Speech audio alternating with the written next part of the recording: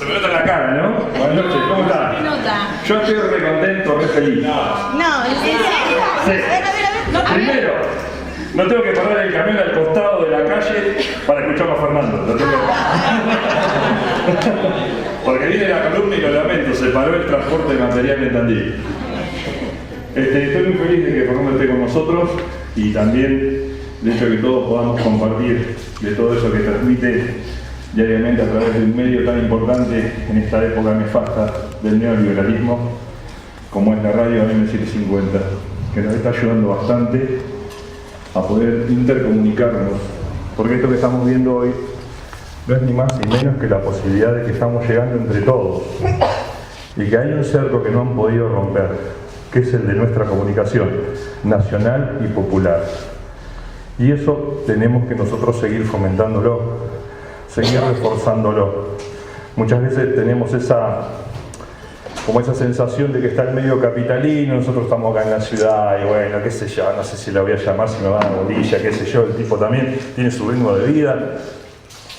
Y de repente la cosa sale. Y sinceramente no esperaba que este momento se podría dar. Fernando vive dándonos ese impulso diario, por lo menos a mí me lo da personalmente y con quienes he compartido el hecho de que lo escuchamos, ese impulso, ese ánimo de seguir luchando por esta batalla que tenemos por delante. Ustedes ahora tuvieron que esperar un tiempo y quizás estaban un poco con ansiedad, pero creo que esta espera es más suave que la que nos toca de acá hasta el 2019, ¿no?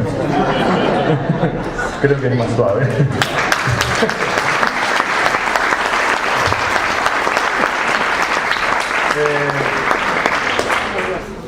El neoliberalismo está decidido a no irse. Está decidido a no irse. Pero nosotros tenemos que cambiarle esa decisión. Siempre hubo un grupo de argentinos que decidió cambiar el destino de la patria. Siempre lo hubo. O llegó de España y dijo armemos un regimiento de granaderos, o agarró una secretaría de trabajo y dijo que hay que cambiar las cosas, o apareció una mujer artista divina, hermosa y dijo vamos a llegar a los pobres, o apareció de allá del sur un flaco desconocido con una hermosa morocha que nos cambió a todos. Yo les puedo decir que en el año 2003 yo no creía en este proyecto. Yo me reía de este proyecto, del modelo de país que trajeron Néstor y Cristina. Yo me reía, me burlaba, tenía en la heladera de mi casa, algunos lo saben, y esto es lo cuento porque me da gusto castigarme de esta manera. Tenía la bandera norteamericana pintada en la heladera de mi casa. Amaba a Estados Unidos, yo quería ser yankee. Yo quería correr. Era un norteamericano collar.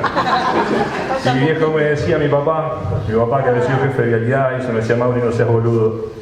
Este tipo va a cambiar las cosas, este tipo va a cambiar las cosas. Y un día le pidió perdón al pueblo en nombre del Estado por los crímenes. Y mi ex mujer me dice, este hombre va a cambiar el país. Y fue verdad. Comenzaron las rutas a llenarse de camiones que iban y venían cargados. Empezaron los proyectos, empecé a ver sonrisas en los chicos con las notebooks.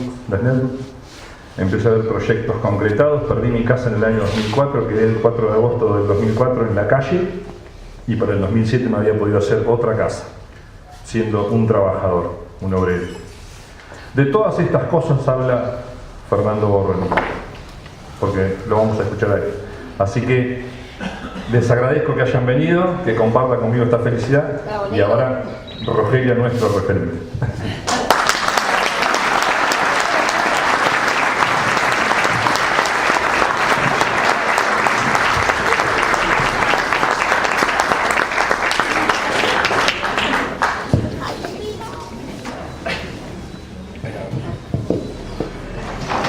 Hola, buenas noches a todos y a todas. Gracias de nuevo, como dijo el negro, por la paciencia.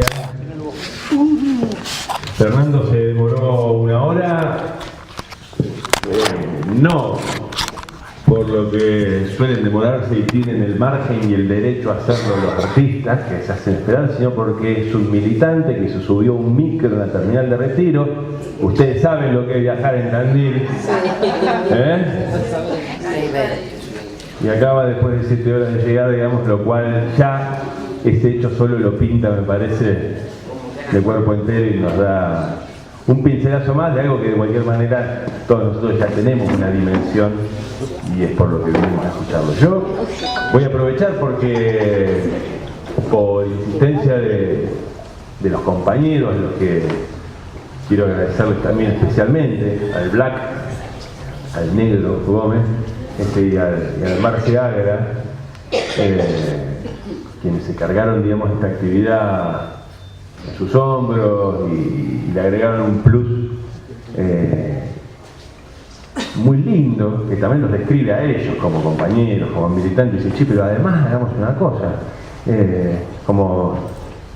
estamos con tremendos problemas económicos, digamos, las organizaciones de la militancia nacional y popular, si aprovechemos y hagamos una cantina, si después compartimos unos choris, unos vinos, unas birras, lo cual también los pinta a ellos, ¿no? Como compañeros muy lindos que son, así que gracias, Marce. Marce ya debe estar en la parrilla. No, efectivamente. Recién llega a buscarlo a Fernando y ya está en la parrilla. Esos compañeros también tenemos que nos dan esperanza. Doy fe, dijo Gino Pizón. Bueno, tenemos la suerte, además, también lo iba a decir porque además lo tengo sentado frente a mí, de contar con otro compañerazo de fierro infaltable, nuestro querido compañero, último intendente peronista, Gino Pizorno. Gracias, Gino, por estar siempre.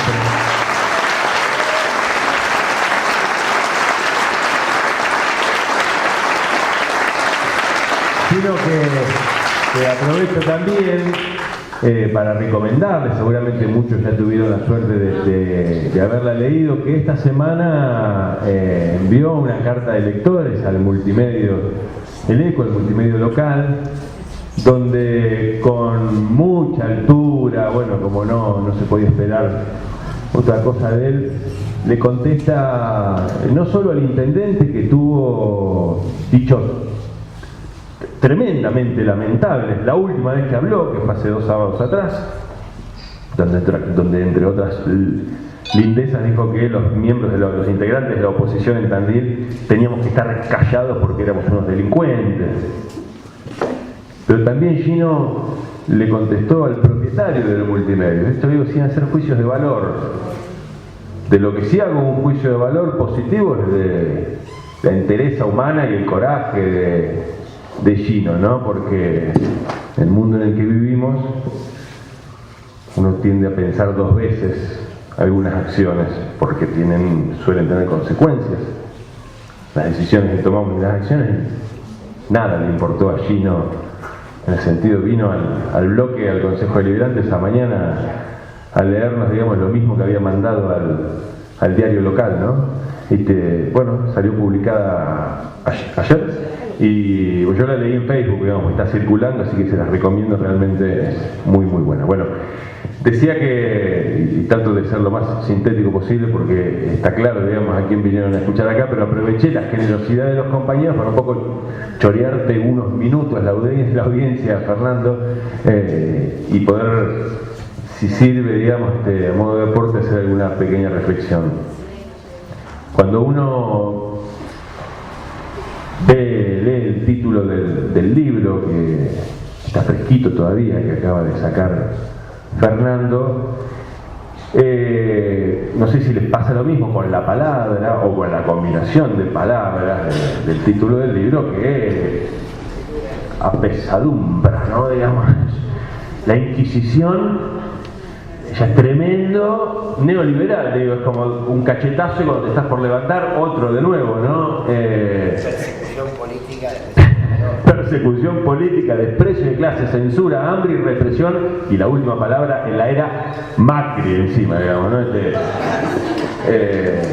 Y bueno, pensaba entonces, ¿no? Porque he tenido la suerte de alguna que otra vez en ruta, que es cuando escucho a M, cuando salimos, viajamos a alguna reunión o algo, de escucharlo y lejos del pesimismo o de lo oscuro o de la derrota, todo lo contrario, el compañero siempre te invita, digamos, a no caer en el agobio, eso que nos decía Cristina el 9 de diciembre del 2015, que 3 veces dijo en su discurso, no se dejen agobiar por lo que viene, digamos, ¿no? Porque parte del mecanismo de lo que viene. Cristina, tremendo cuadro político, por supuesto tiene la lucidez y la claridad para anticipárnoslo en ese 9 de diciembre del 2015, y dice, ojo con el agobio, ¿no? Que es el que te deja en tu casa derrotado, con los brazos caídos, que no vale la pena. Entonces pensaba en esto, digamos, si esto es, digamos, es pesimismo, o todo lo contrario, es una invitación a siempre aferrarse a aquello en lo que creemos, aferrarnos a nosotros mismos, digamos, porque lo nuestro siempre es en esencia colectivo. Entonces, a raíz de eso reflexionaba y pensaba que la Inquisición es un acto de los débiles, por más fuerte y poderosa que se imponga sobre la voluntad de las personas, incluso sobre la vida de las personas, ¿no? La Inquisición, en definitiva, que es un modo brutal de supresión de la herejía, es, ¿no? Pararse en juez y parte y determinar cuál es la fe correcta, cómo se accede a ella y cuál no, y es la herejía, digamos. Y quienes incurren en eso, digamos, incluso haciendo un repaso histórico de la propia Inquisición en sus distintas etapas en Europa, pero también de las inquisiciones que hemos tenido en nuestra patria grande y en nuestra patria, en la Argentina, siempre han sido aquellos que frente a la historia se muestran impotentes y débiles, y por eso el recurrir a la Inquisición. Entonces, lejos de ser algo que se impone como un absoluto y anula la esperanza y hasta la propia vida, hay que pensar que siempre los inquisidores son débiles. Porque aquello contra lo que pelean, aquello contra lo que pretenden imponerse, es algo que tiene una fuerza tal, tiene carácter histórico, tiene raíz en la tierra, en la cultura, en la tradición, en la esperanza, en la fe. Y no hablo de la fe reglada y regulada, digamos, ¿no? La fe. Y eso sí, eso tiene fuerza, digamos, eso es lo invencible, digamos. Y por eso mismo, como reconocen eso, es que se plantean estas soluciones finales que son propias de los procesos inquisidores. Y pensaba, porque me encanta contar esto, y me vino como anillo al dedo, en las cartas hay un autor argentino, profesor de la Academia de Historia Militar, imagínense que no es, Premio Nacional de Literatura en 1976, no es, digamos, pero bueno, pero todo se puede encontrar algo, ¿no? Y tiene 5 tomos donde describe las batallas militares y los hechos, digamos, militares en la historia argentina, digamos, un laburo documental infernal, impresionante, y yo que soy medio fana de eso, más allá de quién es este hombre, digamos, sus ideas, me comí todos sus libros, y ahí descubrí una cosa que me maravilló y tiene que ver con esta reflexión, y son la secuencia de cartas que Sarmiento, cuando emprende la guerra de policía durante el gobierno de Mitre, ¿no? Recuerdan ustedes, para desterrar de la Argentina a las últimas rémoras de las montoneras federales, en definitiva. La guerra de policía, ¿por qué? Porque, ¿se acuerdan? Es una guerra que no respeta las reglas de la guerra. Por eso guerra de policía. Vale todo, vale todo. Es inquisidora. Y sale, lo manda Mitre al frente de un regimiento profesional, digamos, con las armas de último momento, con los Remington, bueno, con caballadas de reemplazo, etcétera, etcétera, a perseguir al último montonero, que era Felipe Varela, que ya para ese entonces, cuando Sarmiento sale a su encuentro, ya tenía un ejército diezmado no por la confrontación en batalla, sino por el hambre, por la sed, por la pobreza, en definitiva. Y Varela y sus hombres intentan evitar el combate en un par de ocasiones hasta que les es imposible, digamos, y son alcanzados por el regimiento a cargo de Sarmiento, el regimiento inquisidor, y los hacen pelota, los pasan por arriba, pero los destrozan, digamos, quedan realmente muy poquitos. De hecho, según relatan con documentos históricos, es Felipe Varela con 11 combatientes más quien logra escapar de esa batalla rumbo al norte, ¿no? Y atraviesan Catamarca, La Rioja, entran a Jujuy y perseguidos, ¿no?, por las tropas de Sarmiento, y cruzan a Bolivia y les dan asilo en Bolivia. Y entonces Sarmiento le escribe una carta muy así pomposa a Mitre, anunciándole en definitiva que hemos terminado de una vez por todas con la barbarie, con la última rémora del atraso, etc. Anuncia oficialmente que hemos terminado con esto. Y bueno, y se vuelve y se queda un tiempito en San Juan antes de regresar a Buenos Aires. Y cuando ya está pegando la vuelta para Buenos Aires, pasaron 6 meses más o menos, le avisan que al frente de 250 hombres viene avanzando desde el norte Felipe Varela. Entonces, no puede ser, estos tipos están locos, estos tipos están locos, digamos, ya a esta altura ya no pueden desconocer nuestra superioridad armada, nuestra superioridad militar, nuestra superioridad económica. Entonces, bueno, salen de nuevo al encuentro, no la quiero hacer larga, se repite, pero peor todavía, digamos, los diezman. De hecho, en esta segunda vuelta, las bajas de Felipe Varela son más altas, las bajas que tiene por sed, muertos de sed en el medio del desierto, cabalgando desnudos, porque ya ni harapos les quedaba, que los muertos que tienen combate, hasta que finalmente escapan y cruzan a Chile, donde le dan asilo. Y entonces hay una segunda carta de Sarmiento a Mitre donde dice, de nuevo, oficialmente comunica que hemos terminado con la barbarie, la última rémora, y se vuelve a Buenos Aires. Y no termina de llegar a Buenos Aires, que llegan las noticias que volvió de Chile Felipe Varela de nuevo frente a estos 300 tipos. Y entonces ahí hay una tercera reflexión de Sarmiento que es maravillosa.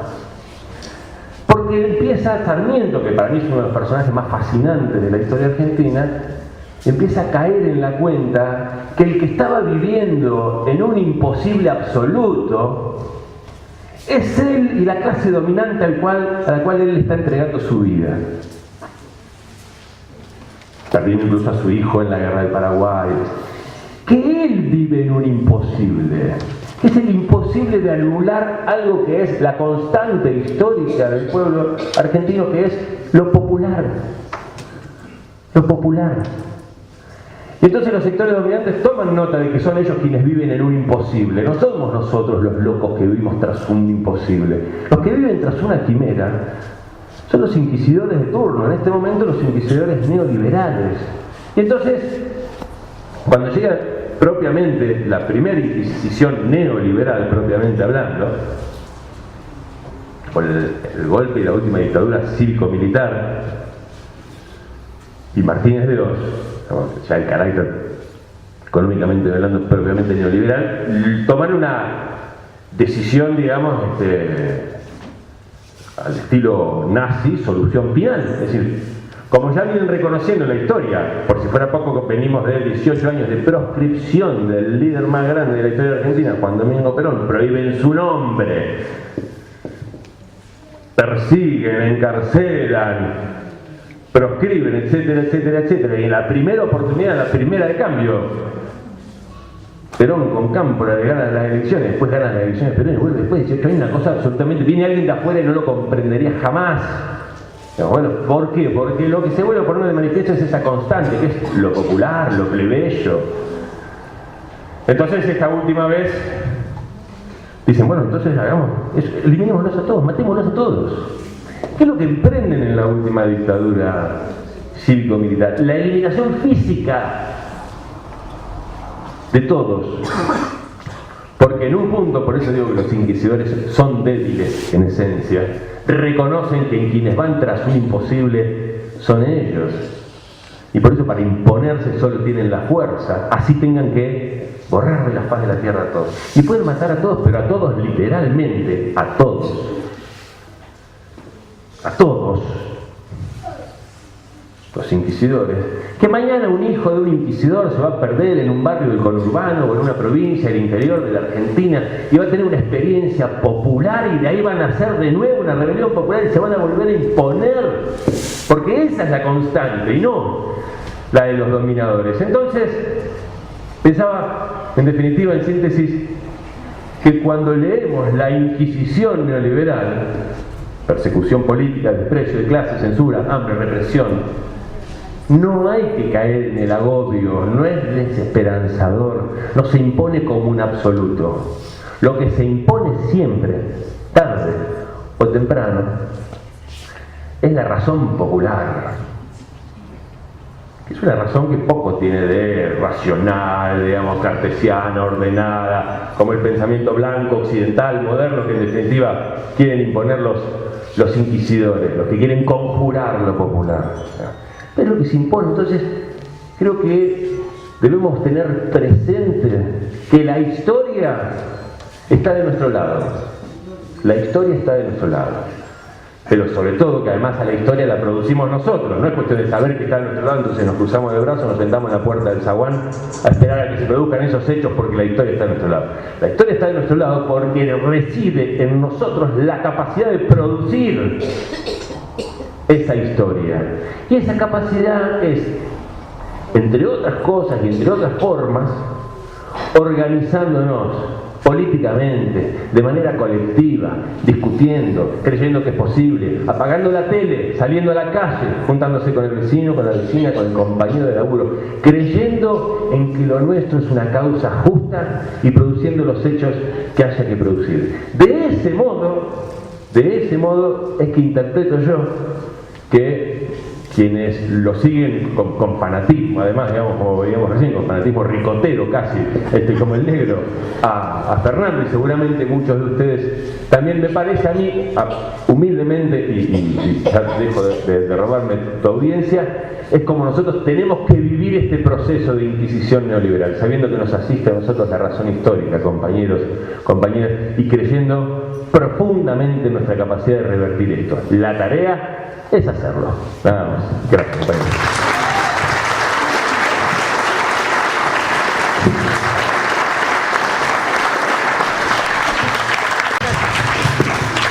Bueno, buenas noches a todos y a todas. ¿Cómo les va? Perdón por el atraso, de verdad, pero el micro tardó. Una cosa impensada. 1:30 subí al micro y llegué hace... Pero ahí Marcelo en el medio me abrió las puertas de su casa para que me vaya a bañar porque estaba como medio embotado, un poquito. Pero bueno, muy contento de estar acá, pero de verdad le quería pedir perdón porque tardé, llegué muy tarde. Bueno, ¿todos son oyentes de las 7:50? ¿Podemos entonces lanzar hoy la campaña en contra de Marolio y su publicidad insoportable? Así, ¿no? No, lo rebancamos a Marolio, che, que si no nos convertimos de que claro, escúchame. No, bueno, pero ¿cómo se ha pegado? Mira, el Banco Credit Cop también, pero a Heller también lo queremos, así que no pasa nada. Bueno, muy feliz, y uno no deja de sorprenderse de que sean estos espacios que nos sigamos juntando a pensar, a reflexionar juntos. Hoy con la excusa del libro, pero me parece que la excusa que nos motiva a todos tiene que ver con la construcción de un país muy distinto al que tenemos, ¿no? Y me parece que cada uno de distintos espacios, desde que los espacios que nos han tocado, intentamos dar la batalla que podemos, desde donde podemos. Y en ese sentido, por supuesto que les traigo el saludo de Víctor Hugo, el saludo de Gustavo Campana, de León Stoppelman y de todo el equipo de la mañana de las 7:50. Equipo del que estamos muy felices de hacer lo que hacemos en un momento tan particular, ¿no? Pero bueno, estoy muy de acuerdo con todo lo que dijiste del billón neoliberal, porque va por ahí. Y cuando uno escribe un libro se pregunta, entre otras tantas cosas, ¿para qué y por qué? La idea principal era poder juntar algunas editoriales que venía haciendo el programa de Víctor Hugo y antes con Gisela y bueno, algunas que hice en la 7:50 y antes también. Y fui muy contento a la editorial a decirle, juntamos las columnas una tras de la otra y las publicamos. Y los queridos amigos de la editorial Colibrí me dijeron, dejate de joder y ponete a laburar. De verdad. Cosa que tuve que hacer. Cuidé algunas columnas, algunas editoriales sí están acá. Porque uno siente que estuvieron en una coyuntura determinada, donde pudimos decir algo determinado, que de alguna manera sumó a esta enorme confusión generalizada que tenemos hoy todos los argentinos y argentinas, pero que era importante mantenerlas y guardarlas ahí en un rincón. Pero después no. Después intenté escribir un texto partiendo sobre algo muy concreto. Nada de lo que esté aquí adentro, de lo que está aquí adentro, ustedes no lo saben. Esa es la gran noticia. Todo lo que está acá, ustedes lo saben, porque lo viven, porque lo vivimos.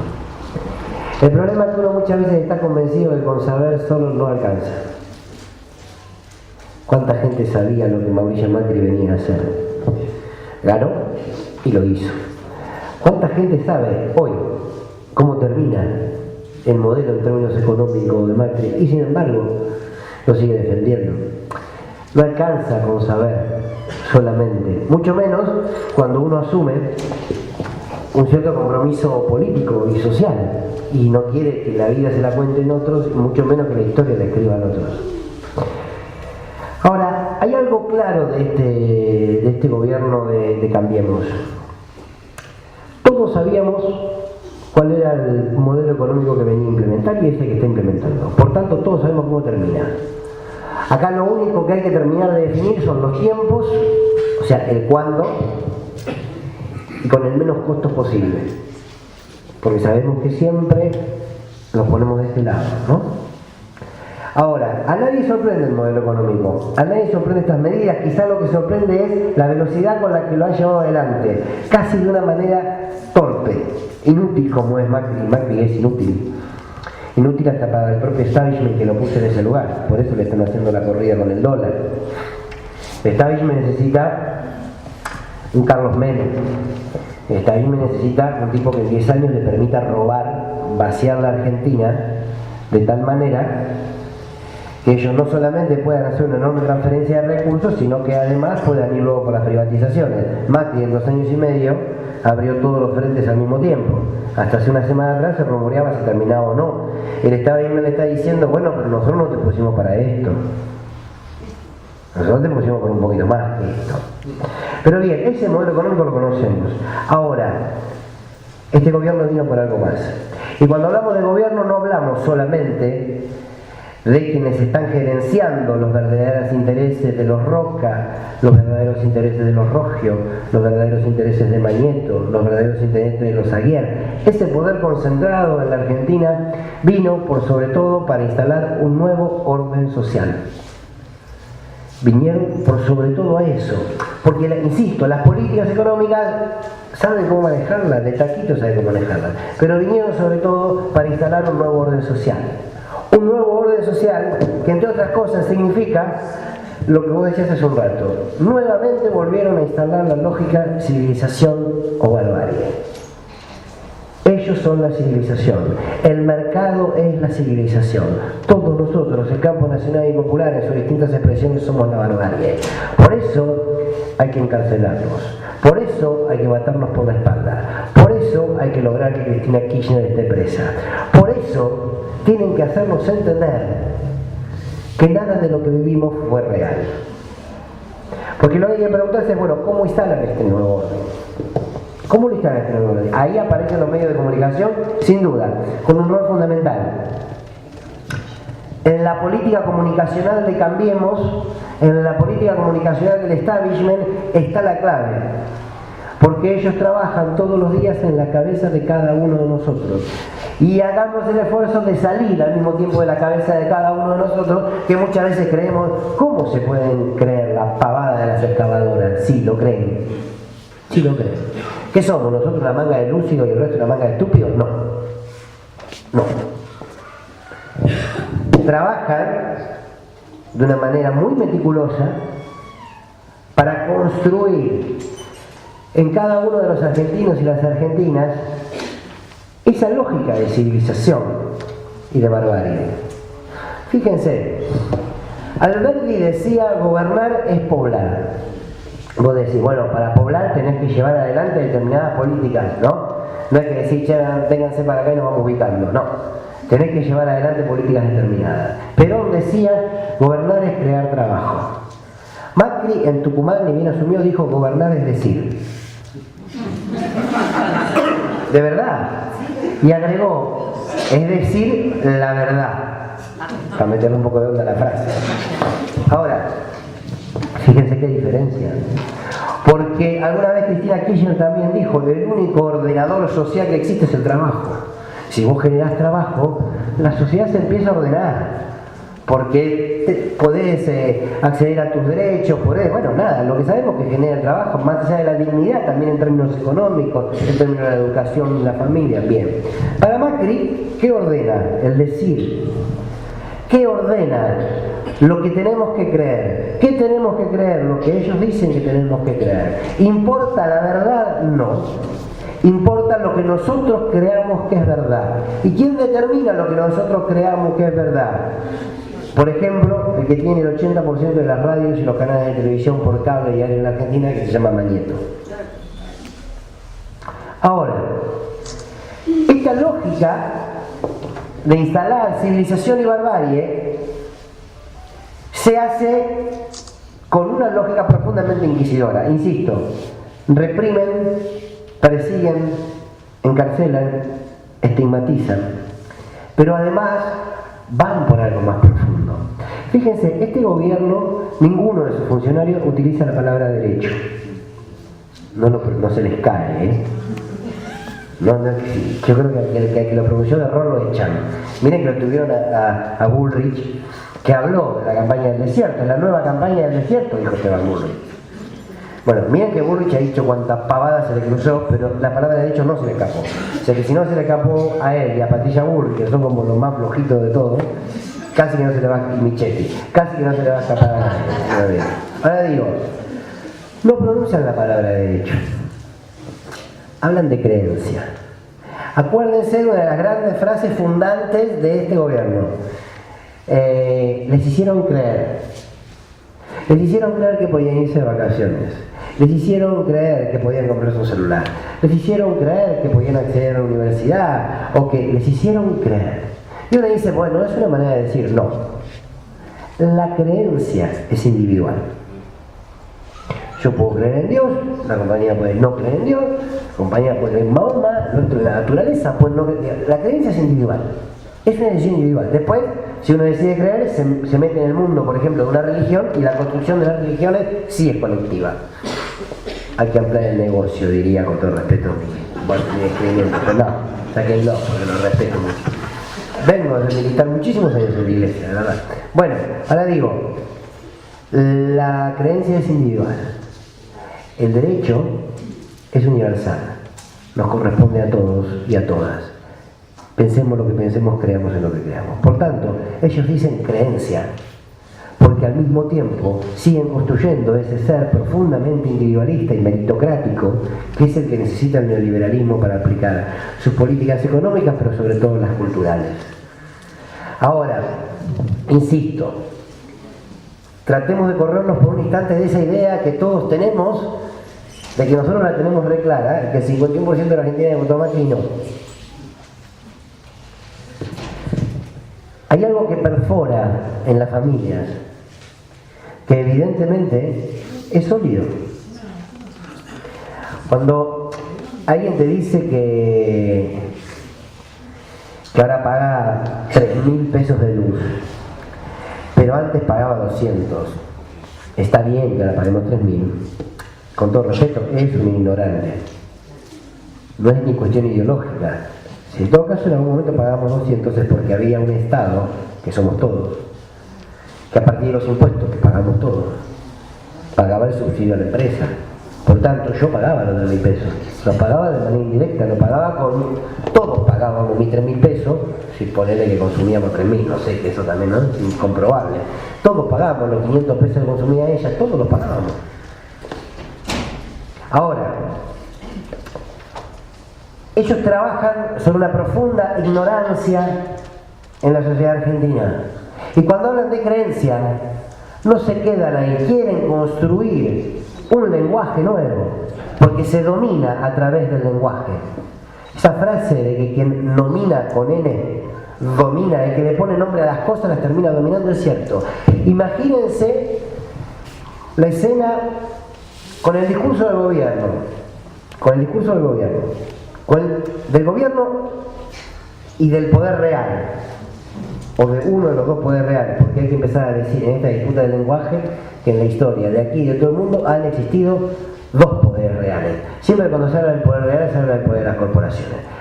Un poder real es el poder de las corporaciones y otro poder real es el poder popular, ¿no? Pues el poder real siempre son ellos, nosotros que somos. Sí, la claro. Bueno, ahora, imagínense la situación, el discurso, la lógica, el lenguaje del gobierno. El padre y la madre que se sientan adelante de sus hijos y le dicen: chicos, nos quedamos sin trabajo, nos echaron. ¿Saben qué? No vamos a poder ir más de vacaciones. Esas golosinas que comprábamos cuando salías de la escuela no te las vamos a poder comprar más. Ni tampoco a lo mejor comprar ese chiche o esa muñeca o esa pelota, porque nos echaron. Les pedimos perdón. Perdón porque nosotros creímos que todo aquello que vivíamos podía seguir siendo posible y nos equivocamos. Les pedimos disculpas. Esa es la charla de la mesa familiar, de la lógica comunicacional, que aparte es de dominación de este poder que hoy gobierna. La nuestra, desde el campo nacional y popular, sería a nuestros hijos decirle: chicos, nos quedamos sin trabajo, nos echaron. ¿Saben qué? Hoy, mañana, en los días que se vienen, no vamos a poder seguir comprando las cosas que comprábamos, ni disfrutar de las cosas que disfrutábamos, porque no vamos a tener la plata para hacerlo. Pero ¿saben por qué? Porque nos robaron un derecho. Y quienes nos robaron un derecho tienen nombre y apellido. Y quienes nos robaron un derecho nos lo van a tener que devolver. Por tanto, a partir de mañana, papá y mamá van a salir a defender ese derecho que nos robaron. Esa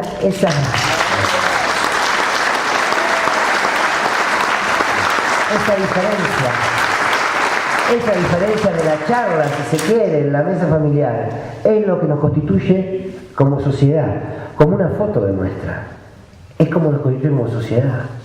Pero es el te hicieron creer. Pero al mismo tiempo es: nadie que nace en la pobreza va a llegar a la universidad. ¿Se acuerdan? Vidal en el Rotary Club, por supuesto, entre los suyos, diciendo eso. Yo me acuerdo que hice una editorial ese día, que me enojé un poco, porque hablan desde una profunda mirada de clase. Y es un desprecio de clase insoportable. Por tanto, cuando ellos instalan una política comunicacional determinada, cuando ellos instalan un lenguaje determinado para convencer, para seducir, para que lo repitamos, ¿desde dónde lo hacen? Hay que preguntarse. Y lo hacen desde ahí. Lo hacen desde: vamos, che, nosotros, un pobre, en la universidad. Son eso. Los miran así. Por tanto, nadie que mire así a una familia, a un joven pobre, puede decirnos que va a transformar la realidad de los argentinos. Nadie que mire así puede decirnos que están preocupados por la pobreza. Pero es sentido común, si se quiere. Hasta despojémonos, si se puede, de toda mirada política, es sentido común. Si vos crees que un ser determinado se tiene que quedar ahí, pobre, muerto de frío, sin trabajo, sin un derecho, bien cagadito de hambre, no me digas que viniste a luchar contra la pobreza y a sacar la pobreza. Pero no porque estamos en las veredas opuestas en términos ideológicos, porque no resiste ningún análisis. Porque si yo creo que el pobre es pobre porque quiere, o que el pobre es un ser inferior, bueno. Ahora, todos nos miran así. Hay una anécdota, a lo mejor muchos de ustedes se van a acordar. Patricia Bullrich cada tanto tiene un montón de circo para justificar el sueldo. Y entonces fue a la villa, creo que fue a la 1114, en la ciudad de Buenos Aires, porque había unas denuncias de narcotráfico, habían encontrado no sé qué, y fueron. Entonces fue ella con gendarmería, la policía, se mandaron un operativo televisado, impresionante. Víctor Hugo tiene una gran frase cuando ve determinadas, sobre todo los avances judiciales de la justicia, dice que Magneto tiene un gran equipo de producción, que es la justicia. Que es verdad. Pero acá, en este caso fue Burri, fue con todo, se puso así, seguía. Entra a la Villa 1114 y había un muchacho subido a un árbol. Y el tipo no se bajaba, estaban todos los Rambos parados ahí y no podían hacer bajar a uno al árbol. Y parece que alguien fue y le dijo a Bullrich o a alguno cercano de ella, le dijo: dale unos mangos a este que se baja. Hay una mirada ahí, ¿no? Lo que uno haría yendo al zoológico con un bizcochito, se lo acerca al monito para que el monito se acerque y una vez que se acerca yo le saco la foto. Lo que nosotros haríamos con los pobres monos, ellos lo hacen con la gente. Entonces, vale los 50 mangos, le dieron 50 pesos, dale 50 pesos que se baja. El tipo, al que definí como un gran compañero, desde el momento en que se bajó, agarró los 50 mangos, después se compró una Coca-Cola y volvió a subir al árbol. Pero pará, porque ahí, pero discutamos, agarremos un filósofo, un sociólogo, y discutamos las pulsiones de poder y las relaciones de poder en una sociedad y miremos eso. Es genial. Bueno, el tipo, nada, tenemos que poner candidato en algún lado. Qué manera de contar el modelo. Qué manera de contar el modelo.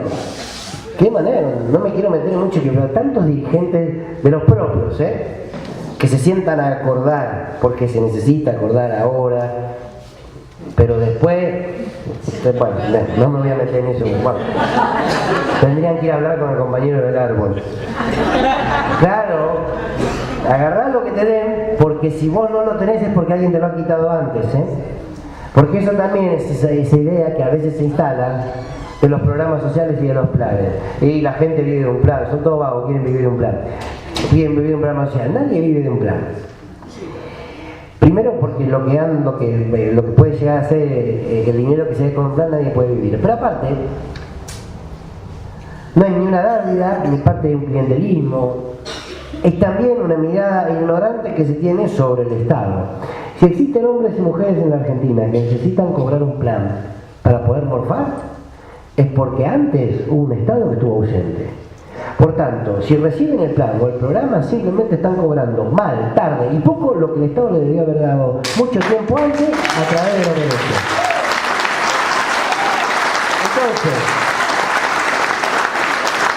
Entonces, pero todo esto se instala, ¿no? Y lo repiten, ¿no? Con el PBI y otras tantas cosas, pero se repite. Digo, esa es la mirada que se tiene, Y es una mirada profundamente de clase.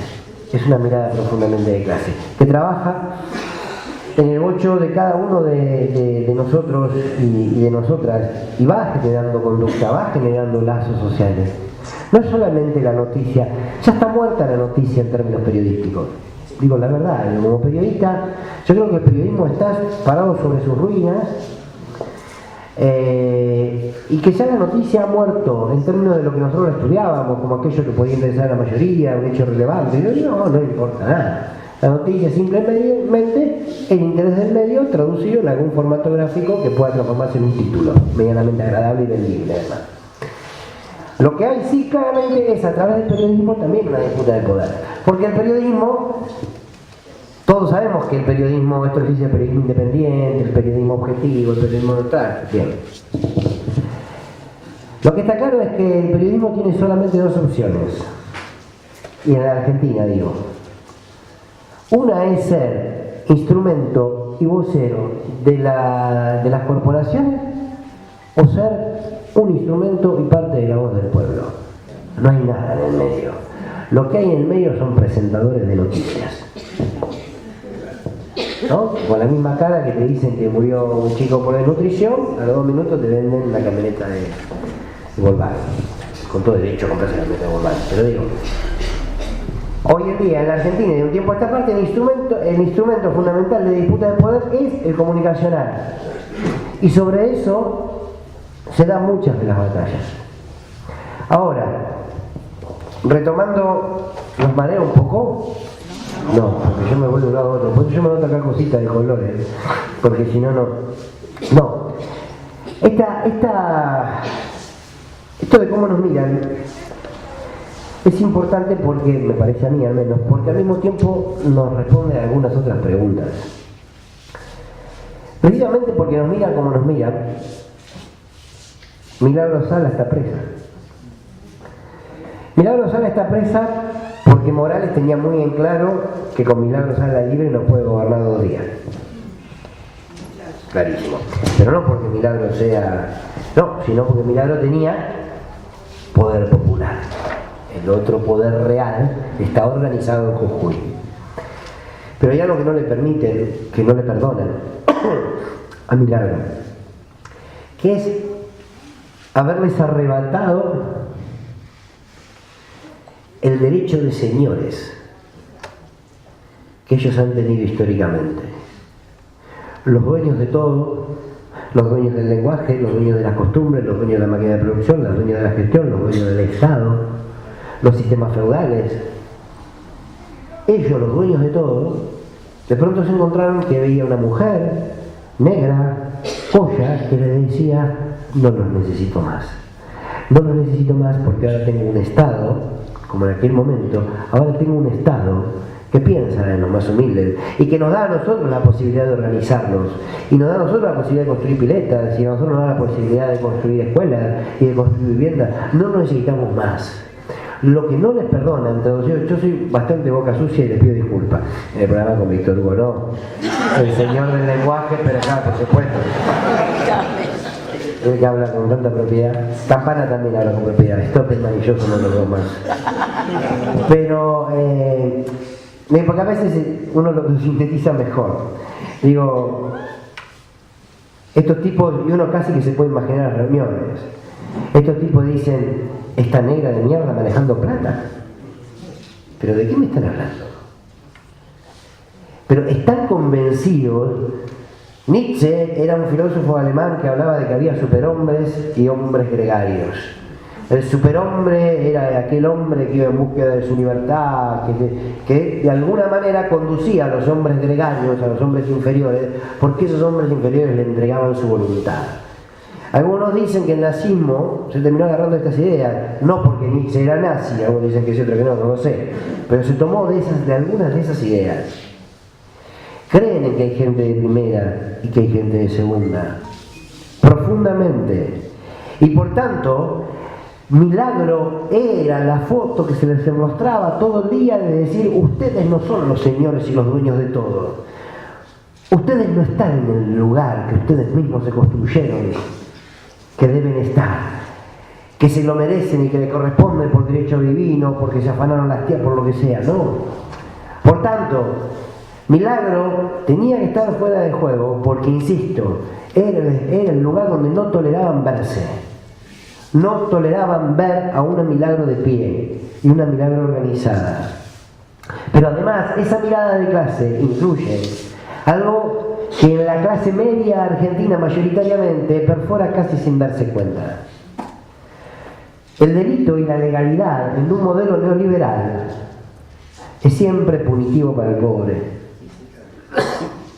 Y esto excede el macrismo, Siempre es punitivo para el pobre. Miren, en el 2001, cuando estalló el Corralito, esa estafa que llamaron crisis, la clase media, quienes tenían ahorros, salieron, rompieron todos los bancos, historia conocida por todos, ¿no? La gente, bueno, por supuesto que ahí la clase media entendió que para la lucha necesitaba a los que venían luchando durante todo el menemismo, a los que el lunes les dijo, no voy a citar nada, al que el lunes le dijo negro de tal y de cual, el martes cantó Piquete y Cacerola, la lucha es una sola. Una vez que recuperó los ahorros, nos volvió a mandar a la mierda. Eso somos también, Eso somos. Pero los diarios que decían, los argentinos dijeron basta. El pueblo dijo que se vayan todos, casi que los mismos medios que aparte habían sido parte indispensable de esta estafa. Sin embargo, era el pueblo que había dicho basta. Por tanto, un hombre y una mujer que tenía los ahorros en un banco, una vez que ese banco se los había afanado, fue y rompió todo a los piedrazos. ¿Por qué? Porque había algo ahí que le pertenecía y que se lo habían robado. Nadie lo ponía en discusión. Cuando un muerto de hambre de esta Argentina de Macri va y rompe un supermercado, porque ahí está, adentro está lo que no puede adquirir porque le sacaron el trabajo, ese es un delincuente. ¿Por qué? Porque el delito en un modelo liberal es delito, depende de quién lo cometa. Es delito, depende de quién lo cometa. Por tanto, el problema histórico que nosotros tenemos siempre, primero, ese vínculo social, ese vínculo humano entre cada uno de nosotros, y cómo desde ahí se puede sostener alguna lógica más o menos perversa con la que el poder quiere ejercer. Ernesto Guevara, cuando se va de Cuba, le escribe una carta a sus hijos, y al final en la carta les dice: sean siempre capaces de sentir en lo más profundo cualquier injusticia cometida contra cualquiera en cualquier lugar del mundo. Esa era esa idea del hombre nuevo que tenía el Che, la mujer nueva. Bien, esa mirada sobre lo que al otro le pasa es central en la construcción de una sociedad. Ellos, este poder que hoy lo gerencia Macri, se sintetiza en lo opuesto. La meritocracia es lo opuesto a esta idea. Y el gobierno, y ahí sí el gobierno con Clarín de la mano, solucionaron el problema con el otro. ¿Qué es el otro? El enemigo. ¿Qué es el otro? El adversario. ¿Qué es el otro? Aquel que puede sacarte esa pequeña baldosa y única, que aparte te da el modelo, porque el modelo le da pocas oportunidades mayoritariamente a todos. Por tanto, ¿no? Esa baldosita que tenés vos, el otro te la va a sacar. Entonces después, cuando generan eso, o cuando al mismo tiempo asesinan a un joven como Rafael Nahuel por la espalda y salta Patricia Bullrich y dice que lo que le diga prefectura tiene carácter de verdad, o aparece el cuerpo de Santiago Maldonado y Elisa Carrió dice parece Walt Disney, o el gendarme más involucrado en la desaparición y posterior muerte de Santiago, que es el gendarme de Chazú, luego fue condecorado por Patricia Bullrich, y cuando el Chocobar dispara por la espalda va Macri y lo abraza, y cuando el carnicero corre varias cuadras con un auto a un muchacho que le robó 5.000 pesos y lo atropella y lo absuelven y Bullrich lo festeja por las redes, dicen todo eso, y cuando luego dos descerebrados y criminales agarran a una docente y le escriben en la panza con un punzón, ollas no, ellos dicen no somos responsables. ¿Pero qué no van a ser responsables? Si lo generaron comunicacionalmente, nos están educando en la violencia. Y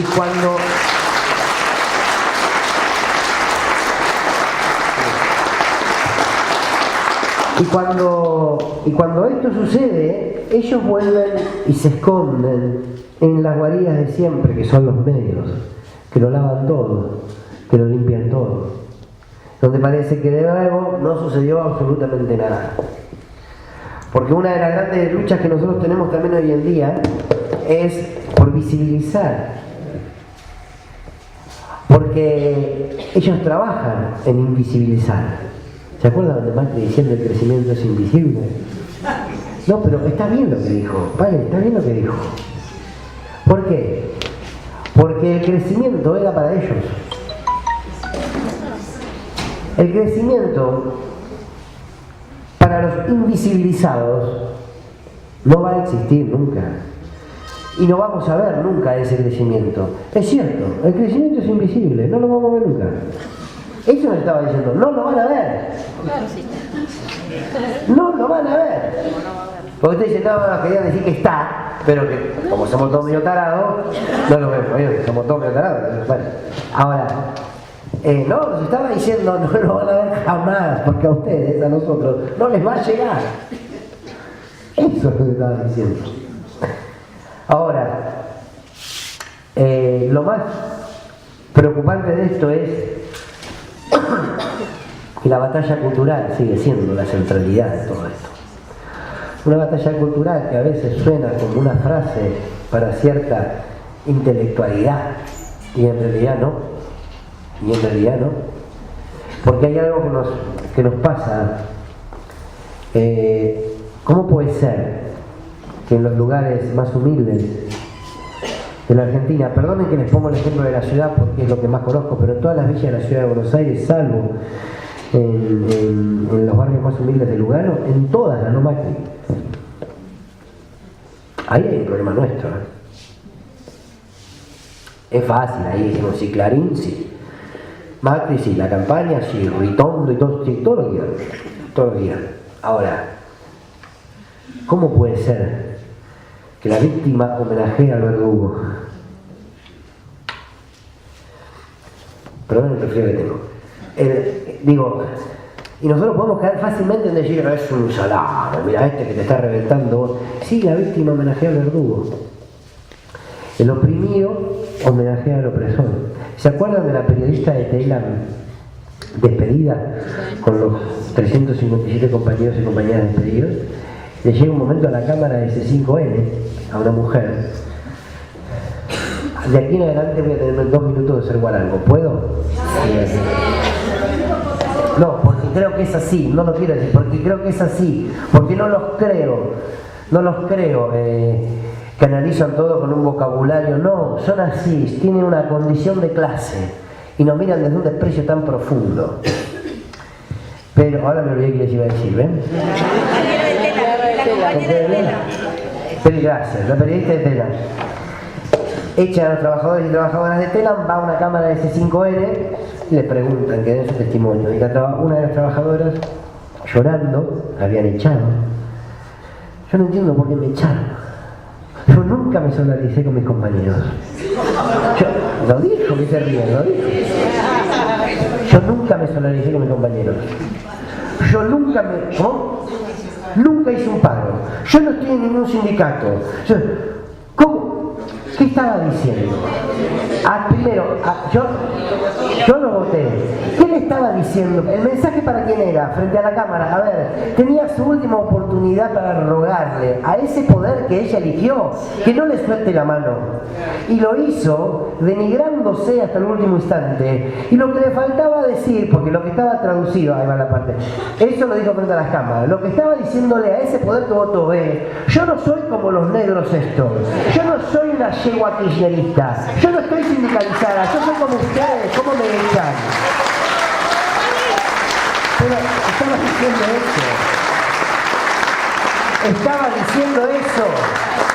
estaba diciendo eso. Ahora,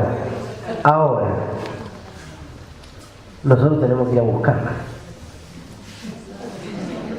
¿Saben por qué? Porque es más nuestra que de ellos, porque es una trabajadora.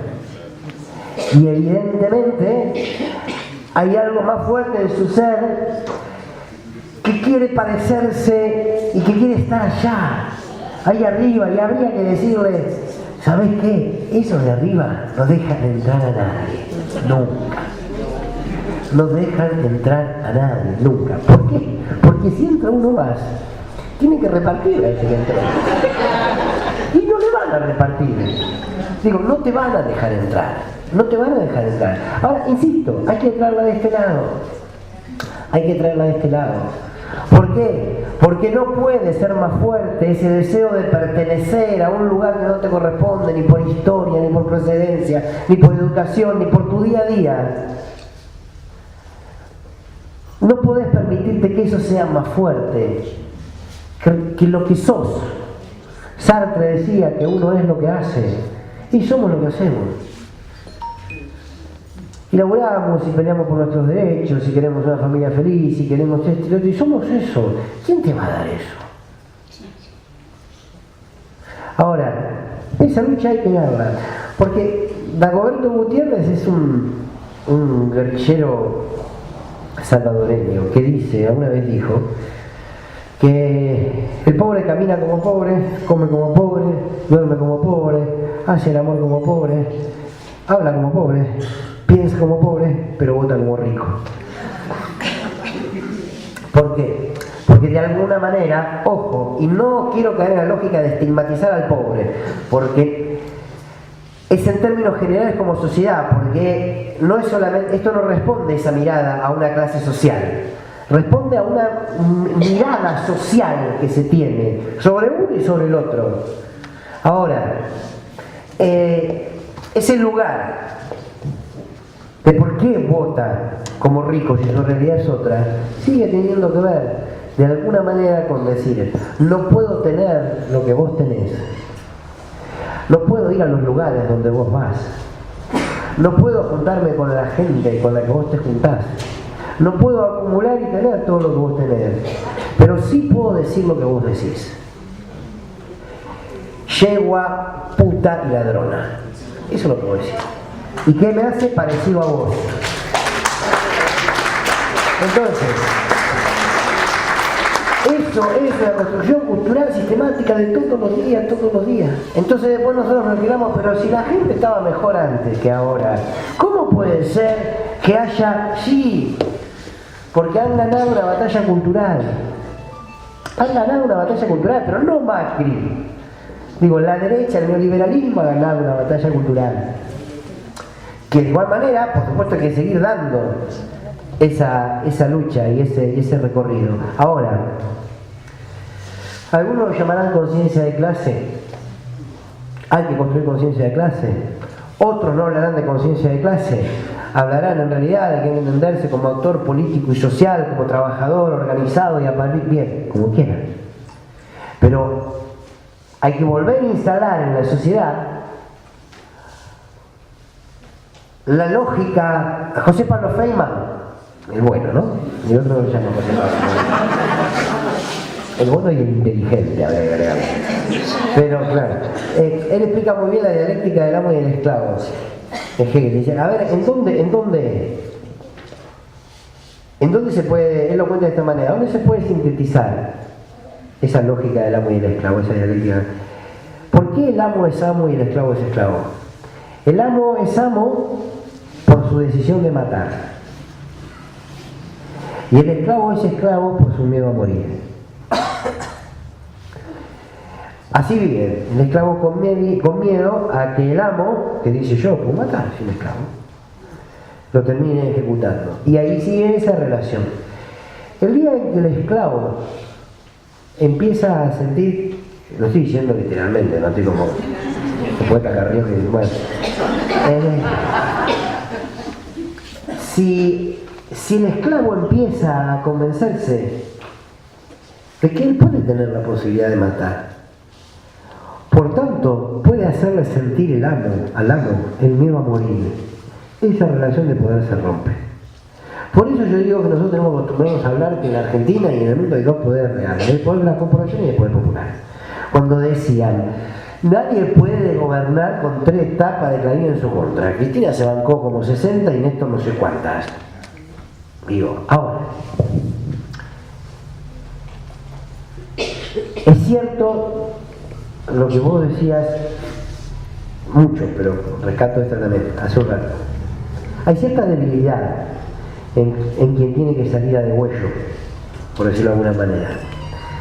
El que tiene que salir a dominar, a matar por la espalda, a empujar a un joven en un río para que muera ahogado en medio de una balacera.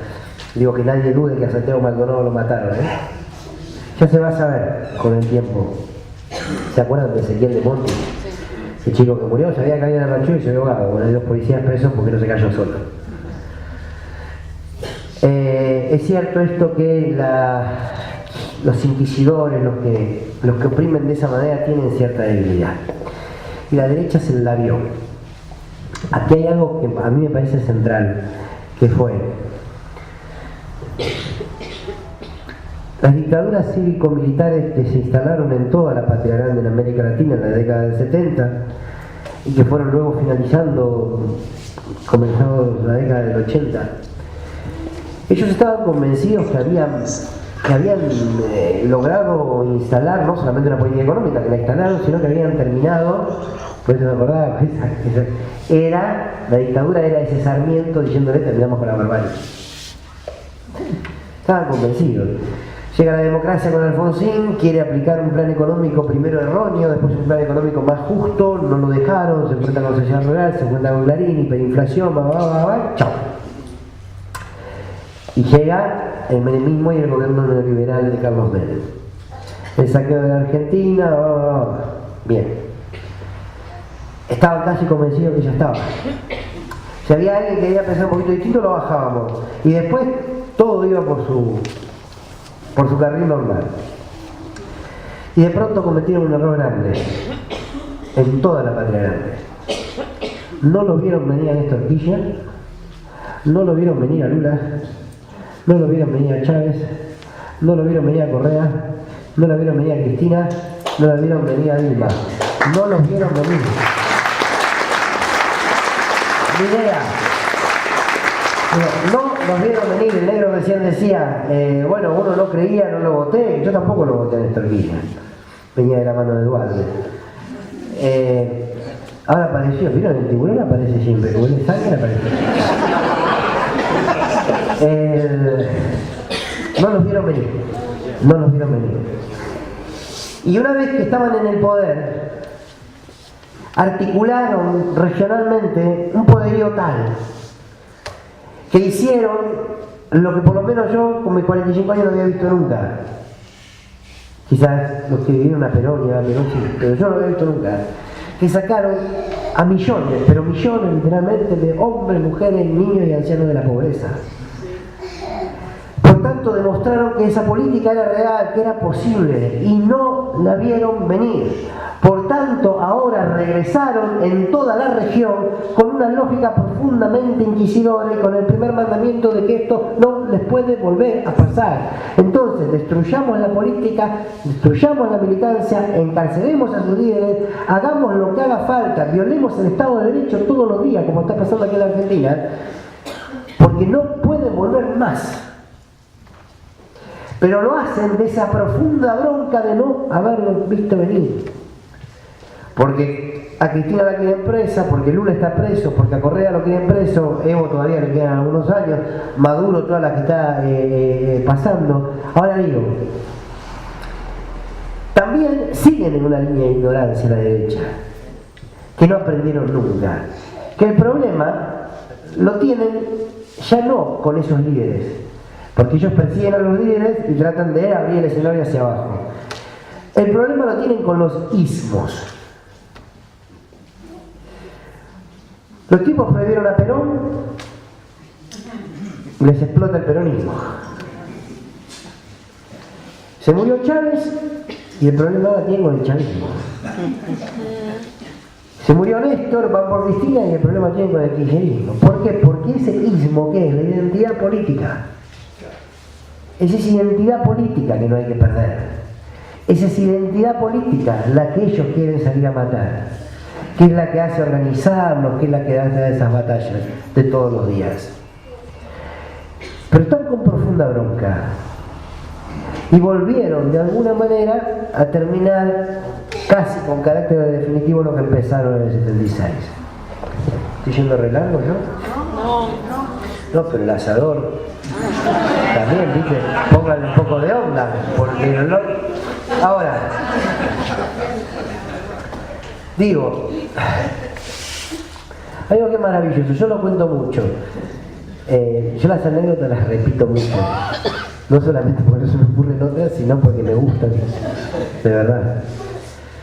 Miren, hay algo de lo que decía también mi compañero, que hay algo que es...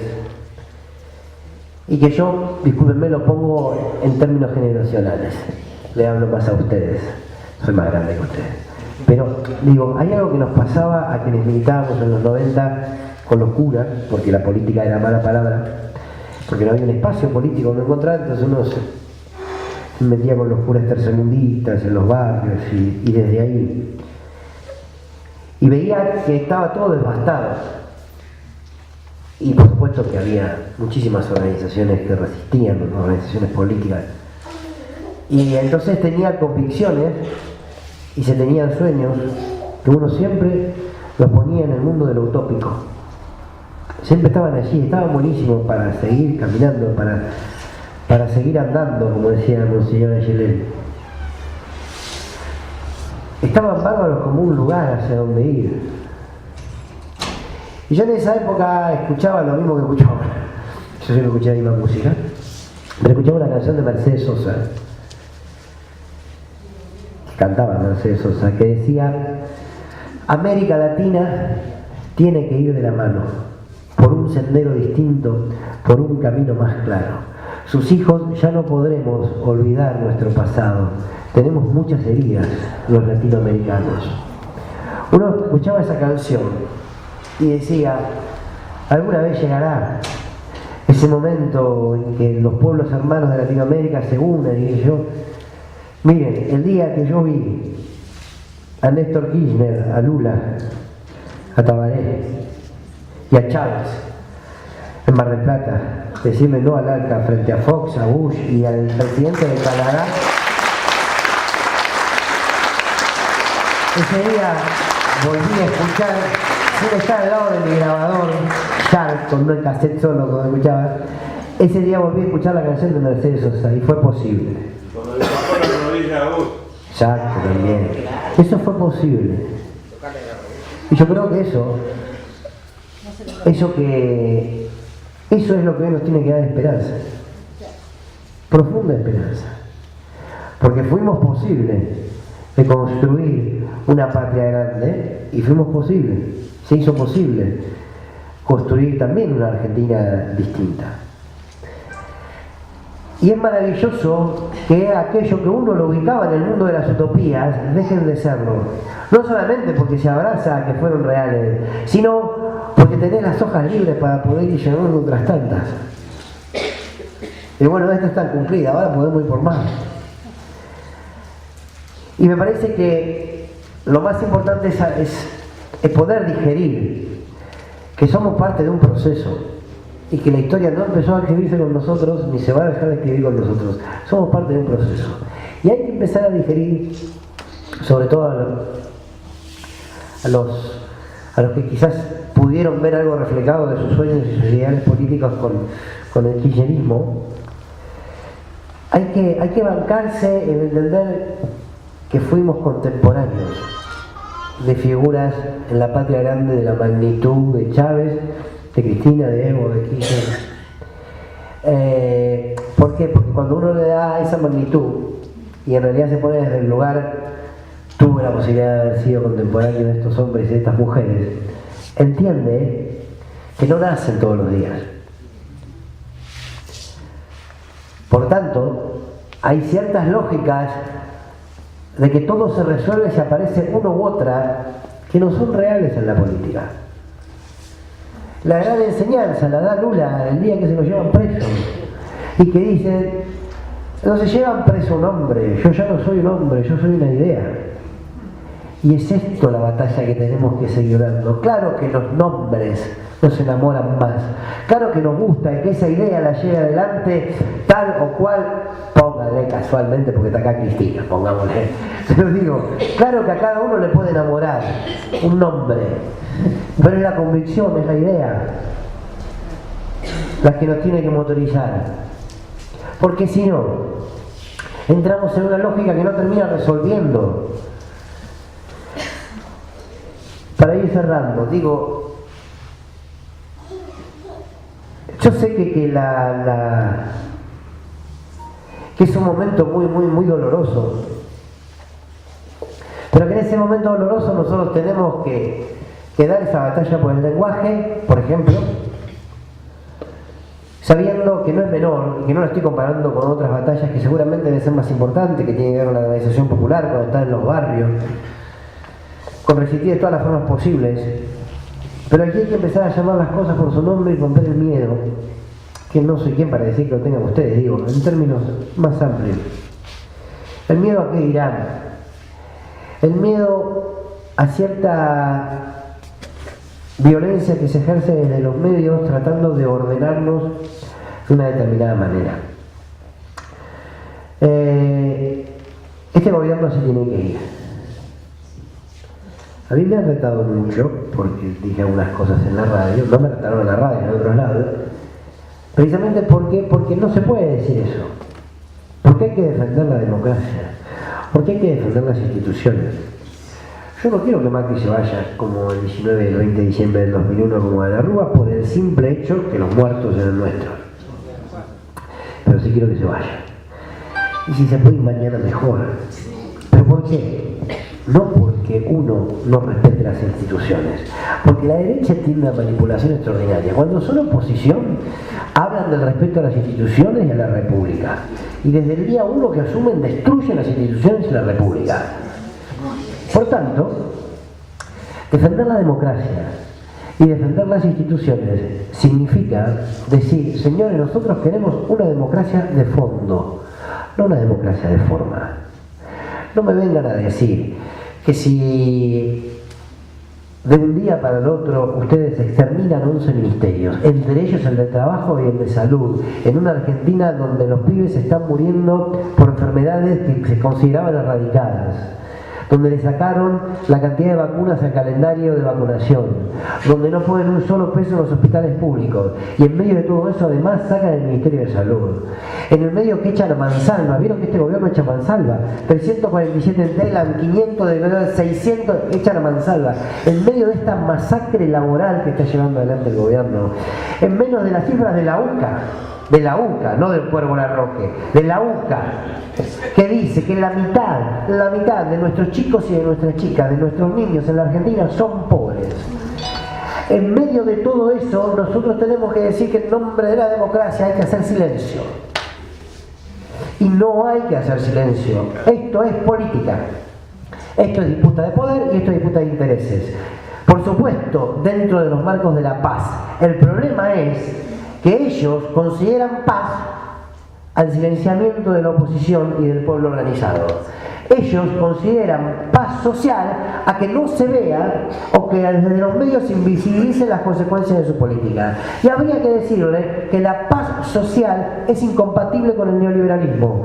No puede haber paz social si hay pobreza. No puede haber paz social si hay desempleo. Por tanto,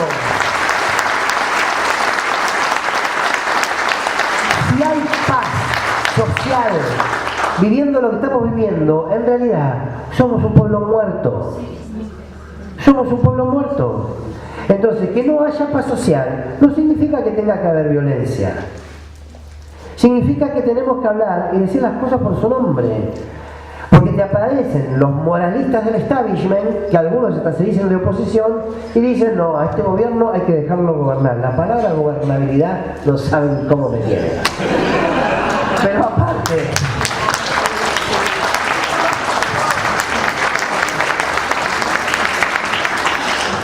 no hay que ponerle ruedas, no hay que ponerle palos en las ruedas del gobierno. Miren, es cierto, no hay que ponerle un palo en la rueda del gobierno, hay que ponerle una en cada rueda, en las cuatro. Pero ¿saben por qué? Esta también es una que la cuento siempre. Porque imagínense que la Argentina es un gran carro, donde todos nosotros vamos arriba y todos nuestros compatriotas van arriba y lo conduce Mauricio Macri y nos está llevando al precipicio que ya conocemos, y cuando estemos a punto al borde del precipicio y el carro con nosotros arriba se esté por caer, ellos saltan y nosotros nos caemos. Entonces, ¿qué? Además, tengo que aceptar que no les puedo poner por la rueda. Si me mandás al muere a mí. Pero entonces hay que recuperar la política. Y la política es decir, señores, ustedes tienen unos intereses que son antagónicos a los nuestros. Si ustedes cumplen los suyos, nosotros nos morimos de a poco. La terrible, y ahí sí, disculpenme, le voy a decir con ganas, la terrible pelotudez de que si a Macri le va bien, nos va bien a todos, señores. Entonces,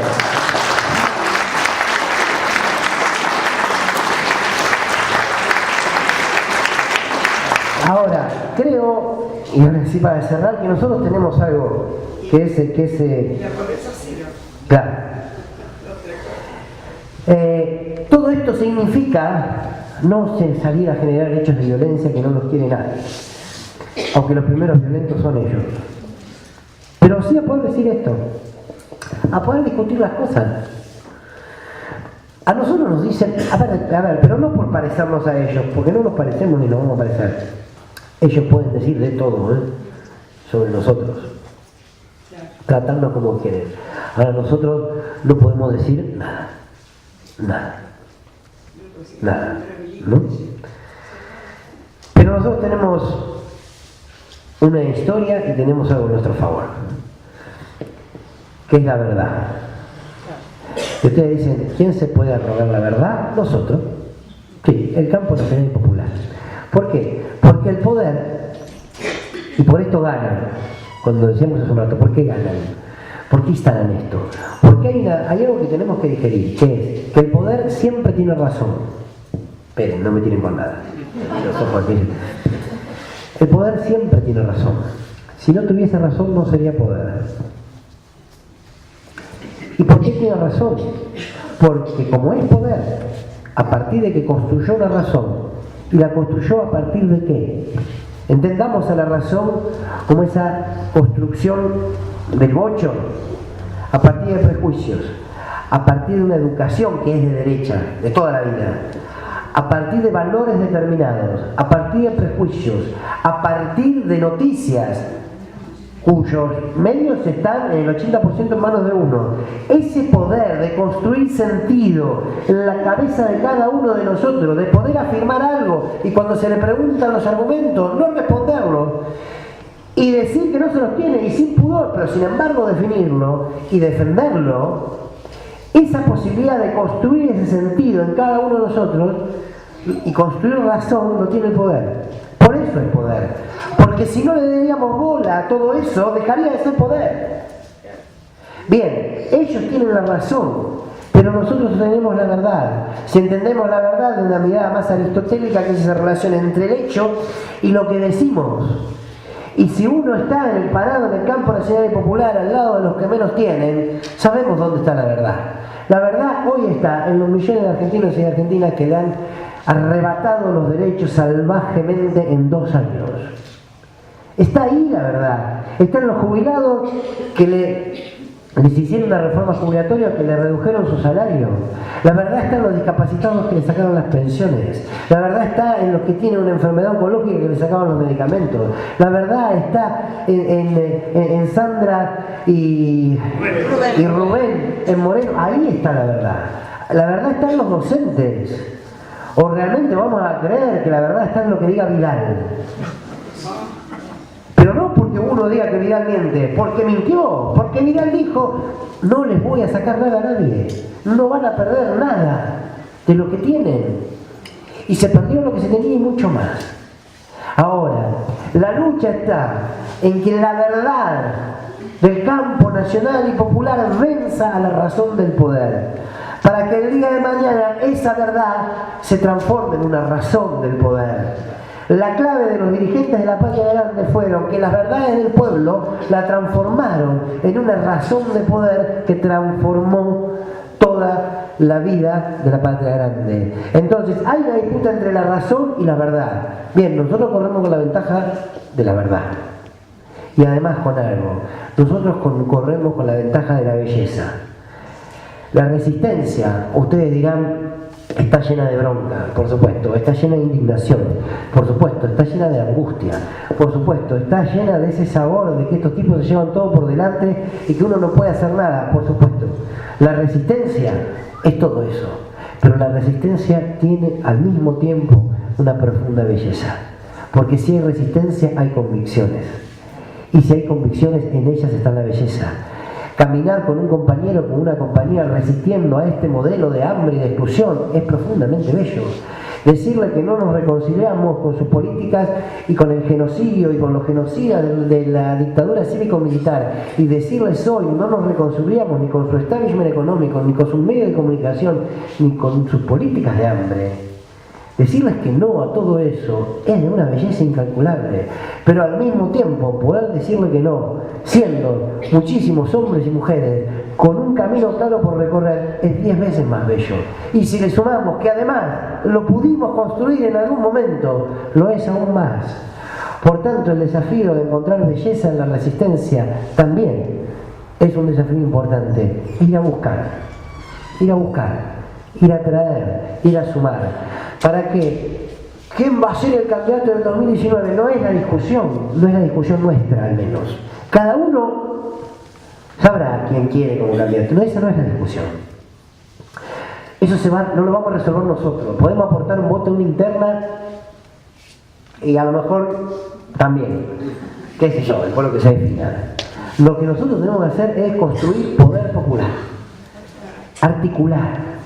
Esa bronca frente al televisor, esa bronca del vecino que no le alcanza, esa bronca hay que organizarla. Sin violencia, hay que organizarla.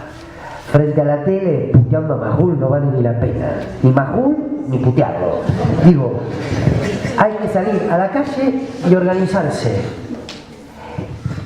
Desde ese lugar es lo que va a permitir construir una espalda política para que quien asuma en el 2019 tenga la tranquilidad. Porque uno dice que en el 2019, como mínimo, un humilde comunicador lo piensa, ¿no? Pero no os quiero comprometer, pero como mínimo, reforma constitucional, reforma judicial y expropiación de papel prensa, como mínimo, para arrancar.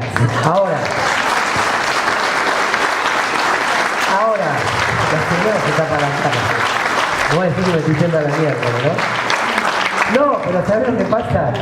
¿Sabes lo que pasa? ¿Sabes lo que pasa?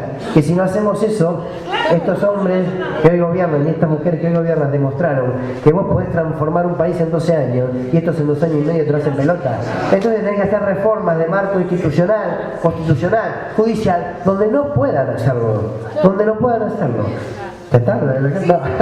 Entonces, digo, si hay un gobierno nacional y popular que se anime a llevar adelante esas medidas, que yo humildemente, respetando a todos humildemente, yo creo que en el 2019 lo que hay que volver a hacer es discutir el modelo. Lo que no puede transformarse el peronismo es en el plan B de la derecha. Por favor, yo no vengo del peronismo, pero digo, por favor, que el peronismo no se transforme en el plan B de la derecha. Y aquí hay que volver a discutir el modelo. Y para mí hay una sola persona que discute el modelo. Una sola persona que discute el modelo. Que es mujer además. Pero dicho esto, digo,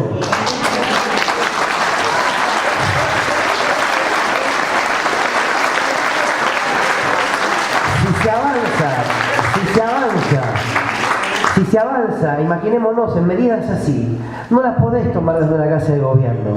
Si no tenés en la calle 500.000 personas, medio millón de hombres y mujeres bancándola. Eso es lo que tenemos que construir nosotros hoy. Ese poder popular. ¿Quién será candidato? Lo veremos. Lo importante es que se termine esta persecución devastadora que está llevando adelante este gobierno. Nada. Gracias por venir. Son muchos.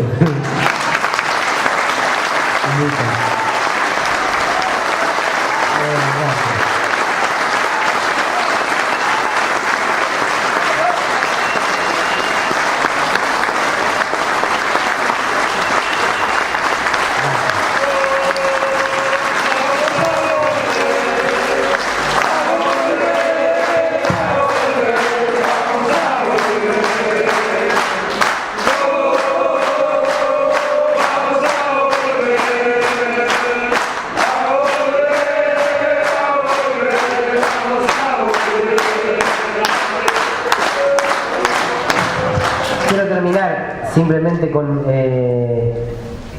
algo que... Sí, yo tengo acá anotado, porque ¿saben qué? Soy muy disperso. Entonces, si yo no me anoto, igual después no lo leo tampoco, pero... Miren, es un poquito larga, pero yo se las quiero leer porque yo la todo sé, pero... a todos nos duele mucho lo que está pasando Milagro. A todos, por lo que significa Milagro. Yo estuve hace unos días que... Ah, bueno, gracias. Esperá que lo encuentre, que no sé dónde está. Yo tengo hace unos días Hace unos días hice una editorial que le... Estoy, Gracias. Y tuve la suerte... Nada, cuando hablé sobre Vidal y esto de que los pobres no van a llegar a la universidad. Y al otro día me fui en el teléfono y a Milagro. Bueno, con la que charlé mucho. Y yo quiero leerles esta carta que le escribí a Milagro, porque humildemente entiendo que sintetiza, por lo menos para mí, todo lo que estuvimos hablando recién. No se la mandé nunca a Milagro, de hecho el día de hoy no fui todavía. Dice: a Milagro Sala, a quien jamás pude abrazar, aunque lo hago a diario, en los últimos 2 años. Milagro, la historia se repite como un puñal que nos atraviesa el alma una y otra vez. Tu lucha surcó los cielos de los pueblos que se desean libres, hartos de ser víctimas y testigos de miles de años de opresión, dolor, desarraigo y hambre. Vos, compañera Milagro, tuviste la osadía para sobrevolarlos y el coraje que solo tienen las imprescindibles para atravesarlo y encomendarte a ser el milagro de esos pueblos dolientes. Sabe a milagro arrancar a los pibes de esa pobreza que los mata a montones, a oscuras y en silencio, mientras las mayorías conviven con ese desgarro, siempre ajeno, como si fuese un orden natural de las cosas. Siglos de un modelo que se lo devora todo. Nuestras raíces, nuestra cultura, nuestra tierra, nuestra fe y con ella nuestros derechos. A veces, compañera, solo unas poquitas veces le damos un buen susto y le pegamos vuelta a la taba. Pero con el tiempo parece que todo vuelve a su injusto lugar. Pero qué susto le diste, ¿eh? Ese susto habla de que es posible hacerlos vivir en su propio horror. A menudo me convenzo que la vida no es otra cosa que una pila de pequeñas y cotidianas luchas, como las que damos tantos por sobrevivir. Pero la tuya es distinta. Tu lucha es inmensa, a flor de piel, en cuero, y es la que nos enseña a vivir. Vos no te cansaste, no te cansás. Fueron millones los que pelearon y perecieron bajo la espada y la cruz. Otros tantos fueron encarcelados, torturados y esclavizados. Y miles como hoy, hambreados y marginados. Indígenas, negros, judíos, refugiados, pobres. Pero en cada una de esas largas noches existió un milagro. No esos que cada tanto caen del cielo, ese cielo empecinado en repartirle siempre los mismos, sino esos milagros que amasa el pueblo, que los hace pan para comer, vasijas de donde beber, barro y piedras donde acobijarse y alas para una libertad con los pies en la tierra. ¿Quién más que vos sabe que esa libertad solo se echa a andar si hay justicia? Y en esos caminos te embarraste, supiste hacerlo, compañera. Esos viejos milagros, alguna vez, en otros tiempos, se llamaron Tupac Amaru, Tupac Atari, Atahualpa, Juan Chalimín, Juana Zurduy, que se escurrieron como una brisa y luego fueron como huracanes de luchas populares frente a los opresores dueños del mundo. En esta larga senda cuesta arriba de toda una historia, ese milagro pasó de mano en mano, ese milagro popular pasó de mano en mano, hasta que se posó sobre tu cuerpo frágil, doliente. Se te metió en medio de una bocanada de aire y lo hizo porque te eligió para que seas vos, compañera, quien lleve por primera vez su propio nombre. El milagro popular por fin se llamó milagro. Y así te nombra todo un pueblo. El milagro de transformar la resistencia en ese poder popular que dignifica, que educa, que habita en un pueblo, que se hace escuelas, viviendas y piletas. Sí, te eligió a vos, compañera. Prefirió por fin llevar su propio nombre, con tus rostros, tus manos, tu sabiduría ignorada por los que te llaman ignorante. Tu espalda carga el peso de toda una historia, milagro. No solo sos este presente de dolorosa lucha y empecinada esperanza, sos ese pasado que hoy es memoria y sos ese futuro que te nombrará por siempre. Ellos no toleran que se les dispute la historia, que ninguna tinta se atreva a escribir tu nombre en sus páginas. En este modelo, al pobrerío se le utiliza para quitarle el polvo a los libros que llevan la pluma y la tinta de los dueños de la tinta y de la pluma y con los que luego educan. A vos, milagro, eso no te estaba permitido. Pero nunca entendieron que quien ama no pide permiso para hacerlo. Nunca te perdonarán haberles arrebatado su derecho de señores. Les recordaste que sus fortalezas de oro y exterminio son frágiles y que pueden derrumbarse si el pueblo comienza a trepar por sus muros. Jamás olvidarán tu nombre, tu milagro. Resiste, mujer. No te entregues, compañera eterna, no aflojes, hija de la tierra y madre de los pobres. Tu espalda, donde ayer cargaste el honor de miles, hoy cruje ante el azote de los inquisidores. Pero habrá un mañana donde volverás a la libertad y será pronto. Es nuestra responsabilidad, es nuestro deber, es nuestro amoroso deseo. Son torpes y apresuradas estas palabras, compañeras, pero por todo lo que ellas intentan contar es que te abrazo por siempre y hasta tu libertad.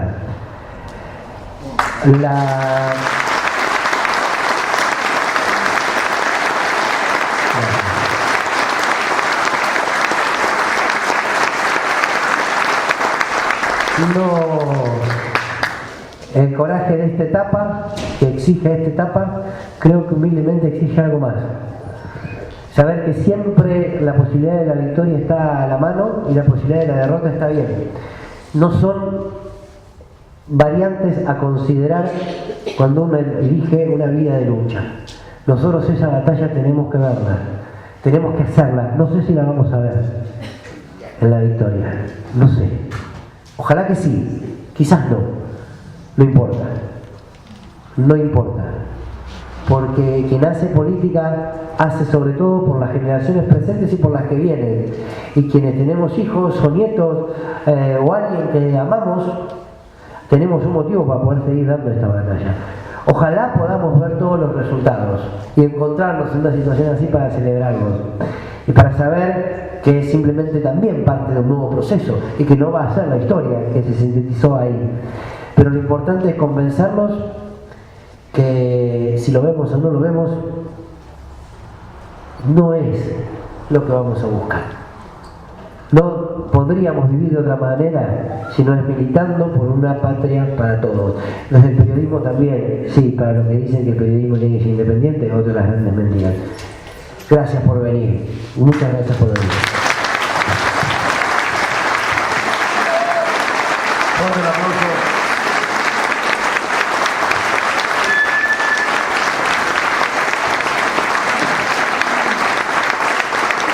Lo puedo decir, fue Fernando Burroni.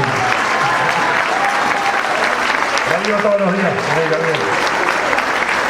Fernando es director de Radio H y todo. Llamado, viene la parte del grabador. Sí. Un poco, Fernando, para que nos comentés, bueno, a propósito de que en parte acá del subtítulo está la palabra censura, justamente cómo está en esta situación actual, ¿no? En esta era Macri, la censura, los medios e incluso la autocensura también, ¿no? Sí, claro. Bueno, yo creo que estamos viviendo uno de los momentos de censura más fuertes desde el comienzo de la democracia hoy. Lo que pasa que quizás con otros mecanismos, ¿no? Ya no es una censura donde alguien del poder que gobierna decide cerrar tu radio o decide cerrar tu diario o tu canal, sino que es a través de las mismas operaciones que el poder económico concentrado ejerce.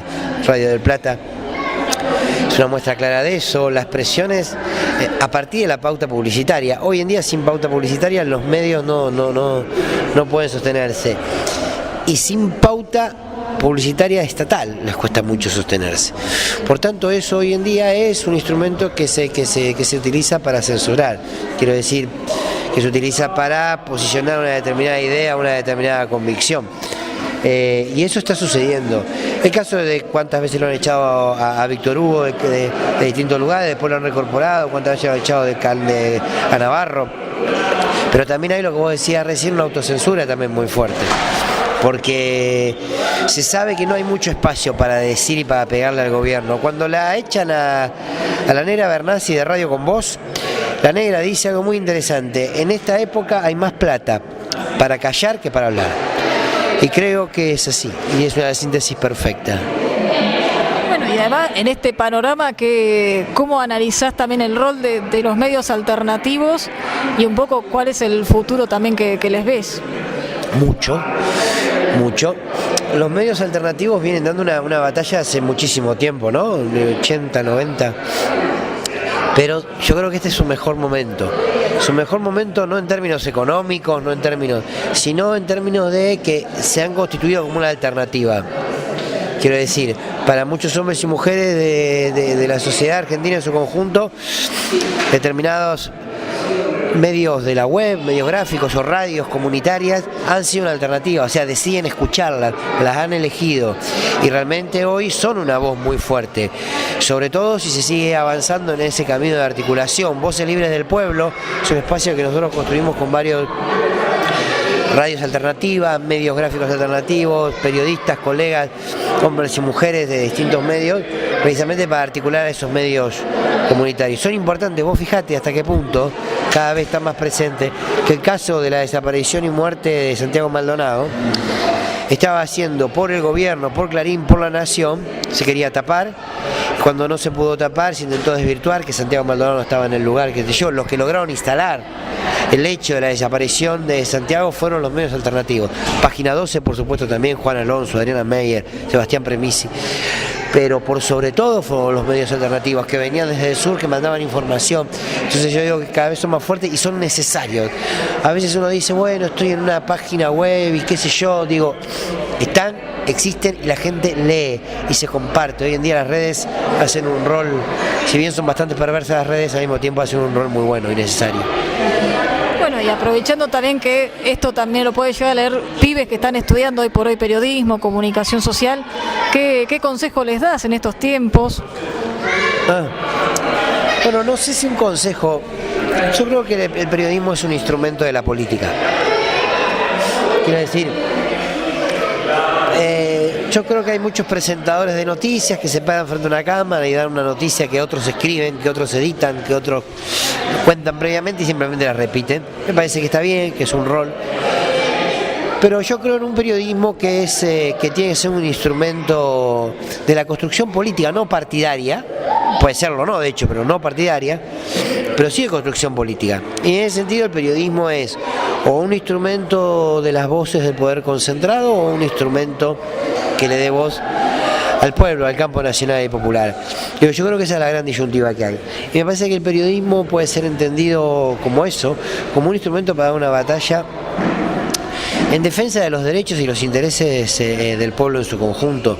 A mí me gustaría que los hombres y mujeres, los jóvenes que estudian periodismo, lo hagan con una profunda vocación de recorrer un camino hacia la verdad. Después uno puede que no la encuentre o puede que simplemente encuentre una parte de ella, pero vale la pena.